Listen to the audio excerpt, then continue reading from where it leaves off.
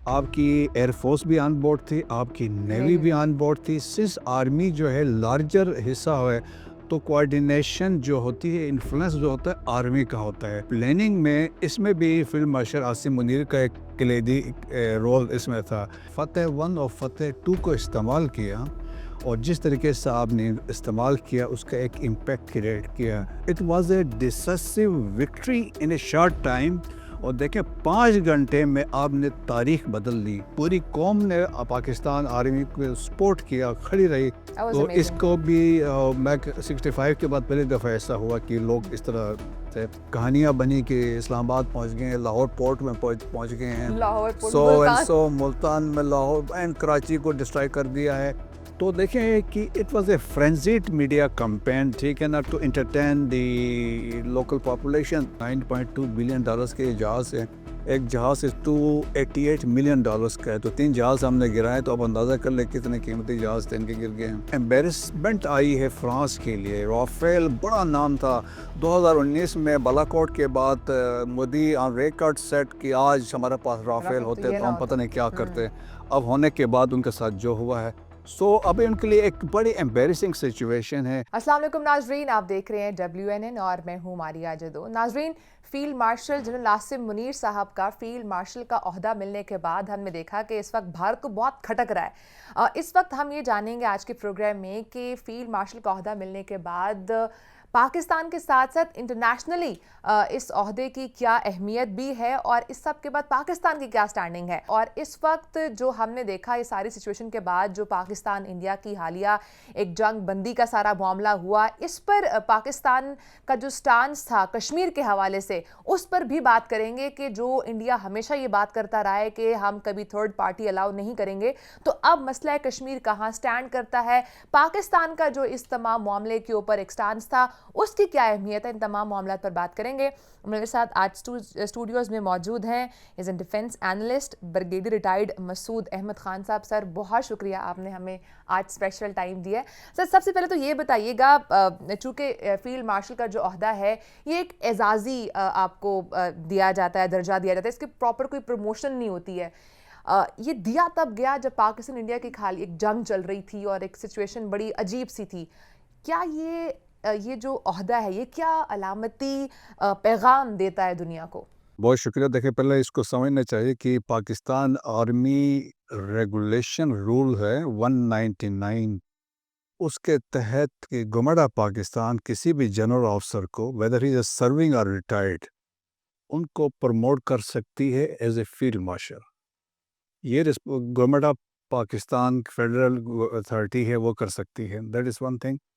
और सेकंड, इसमें जो इम्पोर्टेंट, इसी में इम्पोर्टेंट चीज़ें देखने वाली है, 2 चीज़ें इम्पोर्टेंट देखी जाती है दुनिया भर में।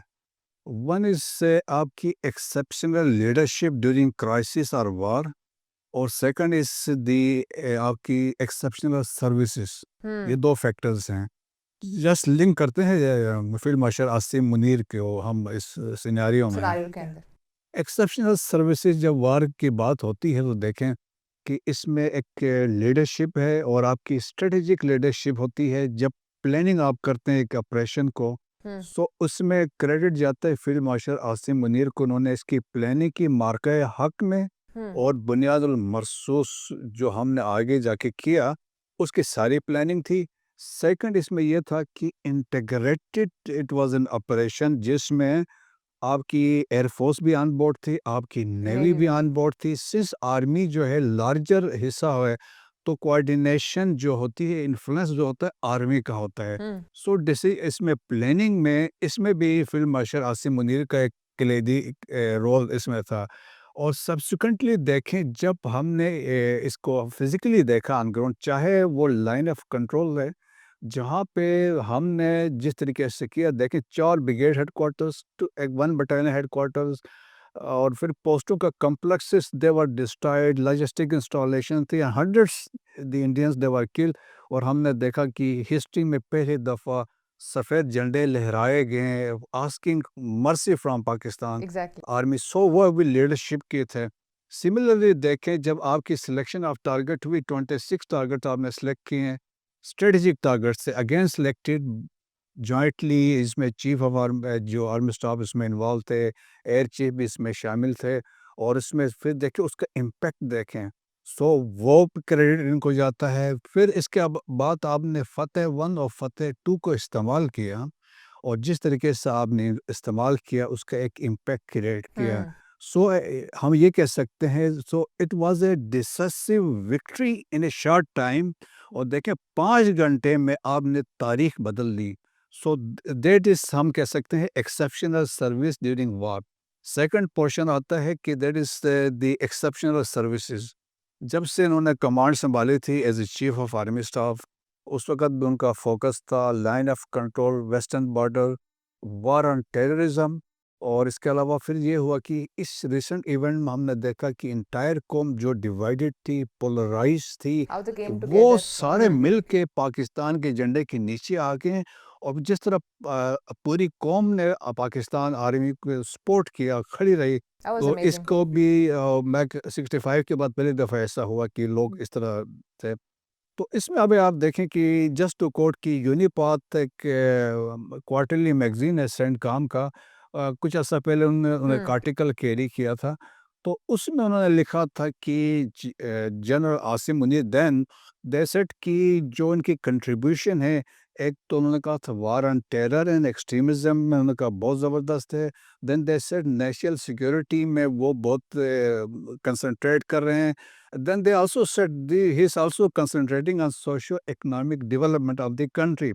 सो ये वाले फैक्टर्स भी जब हम देखते हैं ना एक्सेप्शनल सर्विस में आते हैं तो ये सारे फैक्टर्स आते हैं कि बिसाइड आर्मी और जो उसके बाद आपने कंट्री के लिए भी कंट्रीब्यूट किया। So these are two major factors जिसको देख के फील्ड मार्शल फील्ड का मार्शल हम एक रोल मिसाल है। भी दे सकते हैं। हिस्टोरिकली तो ये रोमन एम्पायर में भी था फील्ड मार्शल का कंसेप्ट था। ब्रिटिश एम्पायर में जब वो 736 में उन्होंने पहली दफ़ा ये फील्ड मार्शल उन्होंने स्टार्ट किया था और इसके बाद आपने देखा वर्ल्ड वॉर 1 में देखा, वर्ल्ड वॉर 2 में हमने देखा मोंटगोमरी बड़ा मशहूर फील्ड मार्शल था। फील्ड मार्शल रोमेल जर्मनी का था, बड़ा नाम था। फील्ड मार्शल स्टालिन था, उनका बड़ा नाम था। तो जिन्होंने कंट्रीब्यूट किया फॉर एक्सेप्शनल जो कंट्रीब्यूशन थी वार टाइम में वो एक जो किसी को विक्ट्री दिलवाई। ठीक है। और हमने ये भी देखा किस तरह से इंफॉर्मेशन वॉर के अंदर भी पाकिस्तान ने यहाँ पे बड़ा अच्छा रोल प्ले किया। दो पाकिस्तानी मीडिया के बारे में कहा जाता है कि ये बहुत ज़्यादा येलो जर्नलिज्म यहाँ पर होती है, लेकिन इस तमाम मामले में आप नहीं समझते कि पाकिस्तानी मीडिया का ही बहुत अच्छा रोल था as compare to Indian media? बहुत मैच्योर रिस्पॉन्सिबिलिटी मीडिया ने निभाई। मैंने देखा सारे चैनल जो थे वो रिस्पॉन्सिबिलिटी के साथ बात की। देर वाज कोई हाइप नहीं थी। इंडिया में आपने देखा कि जंगोइज़्म जब हम बात करें जिसके जिंगोस्टिक वहाँ पे माहौल उन्होंने क्रिएट कर दिया था और देखें दी फेक्स न्यूज़ और जो फेक्स कहानियाँ बनी कि इस्लामाबाद पहुँच गए हैं, लाहौर पोर्ट में पहुँच गए हैं, Lahore port, so and Multan. So Multan में लाहौर एंड कराची को डिस्ट्रॉय कर दिया है। तो देखें कि it was a frenzied media campaign, ठीक है ना, to entertain the local population और इसमें फेक न्यूज़ तो अब देखें ना वो concept they follow Chanakya Kautilya को कि resort to propagandas, carry out psy warfare जो उसके आइडियाज़ थे। Then they also borrow ideas from Nazi Germany's कि जो जोसेफ गोबल्स ने कहा था if you tell a lie big enough and keep repeating it eventually people start will believing it कि ये सच कह रहे हैं। तो वो वाला था तो इसमें एक बड़ा एक इंटरेस्टिंग आर्टिकल द वायर में छपा और लिखने वाले थे as a former DG BSF Sanjeev Sood. उन्होंने ये लिखा कि there was a retired major who fired missiles of rhetorics और उन्होंने कहा there was a retired major general mustache retired major general. उन्होंने कहा ही वाज इंटरेस्टेड कि पाकिस्तान का जो नक्शा है एटलस से वाइप ऑफ हो जाए और उन्होंने ये कहा कि 2025 में उन्होंने कहा जो इंडियन मीडिया ने जो रोल प्ले किया है so they can qualify to become a successful comedy series for 2025। So इनके अपने लोग कहते हैं कि उन्होंने ये किया और उनके अपने बहुत से लोग उसके खिलाफ हैं। अच्छा, ये बताइएगा कि जो अब हम अभी देख रहे हैं इस वक्त बहुत इम्पॉर्टेंट चल रहे हैं दौरे। इस वक्त ईरान का दौरा किया वज़ीर आज़म शहबाज शरीफ साहब ने with field marshal general Asim Munir साहब। इसके साथ तुर्की का हुआ। आज़रबाईजान के दौरे पर वो लोग मौजूद थे।